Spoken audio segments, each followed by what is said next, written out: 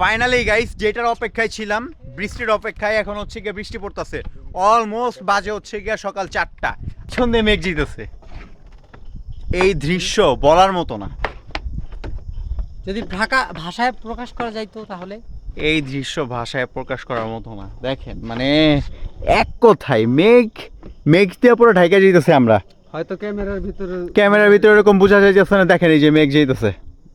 এখন মনে হইতেছে গাইস যে বান্দরবন আইসা আমরা সার্থক। বান্দরবন সৌন্দর্য। আসার যে 2 দিন রাত আমরা যে জায়গা ছিলাম, ইভেন এখনো জায়গা আছি শুধুমাত্র এই ভিউটা দেখার জন্য।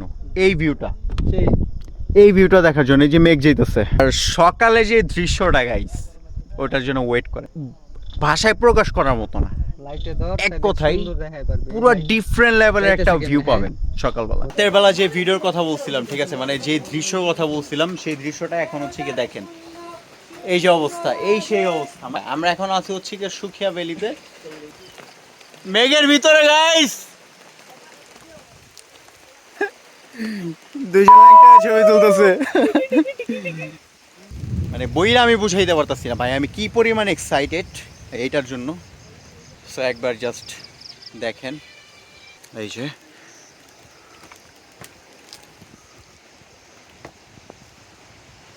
এই যে মেঘ,